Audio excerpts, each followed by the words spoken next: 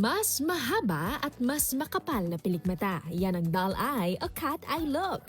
Achievable na yan dahil sa eyelash extensions. Kaya hindi nakapagtatakang isa ito sa mga kinahuhumalingang beauty trends ngayon. Ika nga, eyelash is life. Ang magkaibigang Joel at Lars naabutan kong nagkakabit ng eyelash extension. Nakasanayan na raw nila ito. Nakakadagdag ng ganda ng mukha, nakakabuhay ng mukha.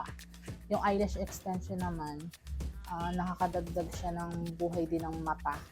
Parang feeling ko, buhay yung mata ko, bilog yung mata ko. Parang hindi buo yung araw ko pagka hindi ako naka-eyelash extension.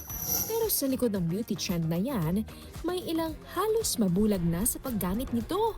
Sobrang hapdi guys, as in, kinusip-kusip ko siya. Isa na riyan ang aktres na si Angel Castro. Muntik na po ako mabulag dahil sa lash extension. Nasugatan po yung eye ko, tapos konting ano na lang po is nasa pupila. So I almost got blind po from that. Ayon sa ophthalmologist na si Dr. George Nangco, ang adhesive o glue na karaniwang ginagamit sa eyelash extensions ay ligtas naman daw. Pag dumikit, it's okay. It will, tawag namin, it will slough off. No, tatanggal din siya through time because the outer layer of the eye may tear film siya, matatanggal siya.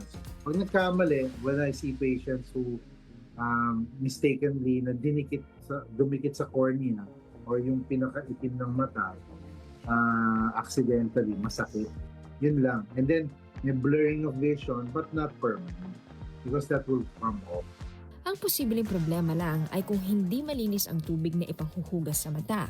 Iwasan din kuskusin ang mata at agad magpatingin sa doktor para hindi na umabot sa mas malubhang komplikasyon gaya ng corneal ulcer. Ulcer po is the condition po wherein, let's say there's a abrasion, may sugat po yung mata.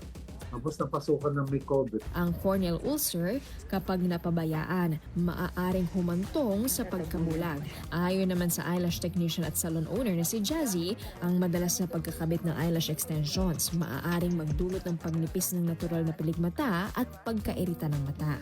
Kaya hindi raw talaga biro ang pagkabit ng mga ito. May tamang teknik, kailangang malinis ang mga gamit at mahigpit na sundin ang tamang proseso. So sa pag-lash training po kasi meron po tayo sinasabi lash prep, lash isolation, and yung yung tapos po ng lashes. Ano pa mang beauty trends ang mauso, paalala mga kapatid na hindi kailangang mauwi sa disgrasya ang pagpapaganda. Bea de Guzman, News 5. Mga kapatid, Nikki de Guzman po. Para sa mga impormasyong dapat ninyong malaman, mag-follow at mag-subscribe na sa social media pages ng News 5.